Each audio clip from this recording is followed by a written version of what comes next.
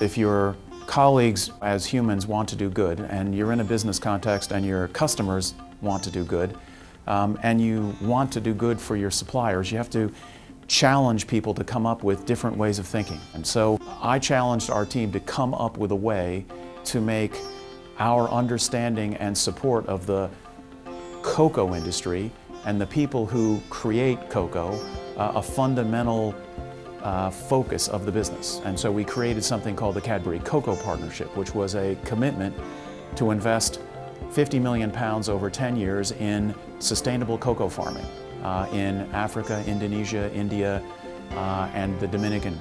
So coming up with programs to do that was the first challenge. Out of that cocoa partnership came the idea that it would be great to be the very first mass market chocolate bar that was fair trade. You all know that there are many, many forms of chocolate bars, and that means there are many, many types of ingredients in all those chocolate bars. And in order to get fair trade certification, all those ingredients have to be certified as fair trade, which is a pretty arduous process. Now, we got the cocoa, milk, and sugar, which are the bulk of the ingredients in our dairy milk chocolate bar. So a dairy milk chocolate bar is a pretty simple chocolate bar, right? Chocolate, milk, sugar.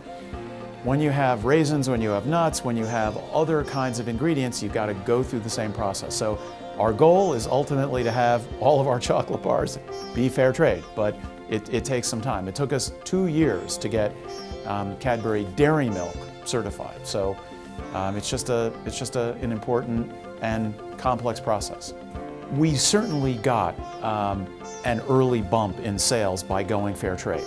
I think that over time, we'll see whether or not that stays at a consistently higher level. I think the thing that is more important for us is that we endeared ourselves to our consumers in a manner that is consistent with Cadbury. I mean, Cadbury is always viewed by consumers as caring about its customers and its products, and I think from our perspective, from a reputational perspective, that will pay dividends for a long, long time. We love the fact that we were first, but we said when we were first that we would welcome all of our competitors to go fair trade, because the more people go fair trade, the better it is for the farmers, and the more consistent consumers get that kind of product. Well, I think the greatest power that consumers have is the power of their buying decision.